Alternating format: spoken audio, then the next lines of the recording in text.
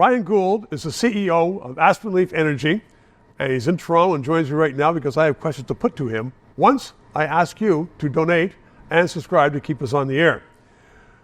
Bryan, last year, Japan and Germany both came to Canada to ask our Prime Minister to keep them warm in the winter, sell them LNG. Our Prime Minister just said, no, business case, didn't discuss with anybody. No, we aren't doing it. Qatar and Australia are making billions of dollars selling clean energy to Japan and Germany, and Canada's left out. How did we get into that position where Canadians are so comfortable with getting screwed over by the Prime Minister? You know, my words. There's several facets to answer that question. The first is the vilification of fossil fuels outright. The claim that they are at the root of all evil, despite all the evidence of fossil fuels contributing to the prosperity of humans since the start of the Industrial Revolution. So yes. Number one is the vilification. Well, that is starting to change now, but it's a slow change. It's a very slow change. The second issue, frankly, is the Paris Accord, which is deeply flawed because it charges each country for its emissions. Right. And so Canada does not get credit for displacing coal in Asia by exporting its LNG.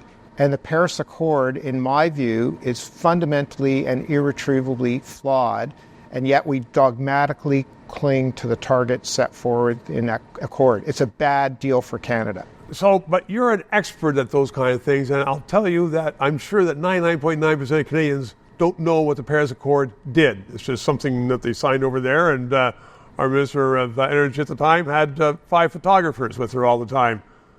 But, I mean, we do understand when we're losing billions of dollars of LNG, clean, to replace coal. Right. So those Canadians might not understand the details of the policy, but they do elect governments and have bureaucracies working in those governments that are dead set against the production and export of our vital resources, including fossil fuels. You just mentioned something that's so interesting because I'm convinced the Liberals are going to lose the next election, that they should.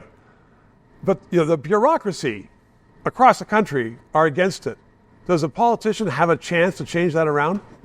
It's going to take extreme courage and clear leadership to enact change. And fundamental change is going to be required throughout the government, bureaucracies.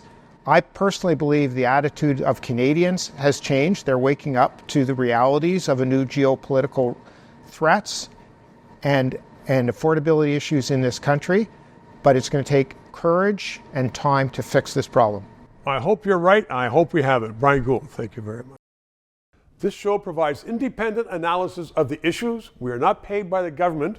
And as I am finding, so much business in Canada relies upon various governments that they don't want to sponsor or advertise on a show which may become controversial, which talks about liberty, freedoms, sometimes criticizes government. I've had guests on that support the government. But people are saying, you know what? We don't want to bite the hand that feeds us, i.e. government, which is why I hope you'll subscribe and contribute to keep this show on the air.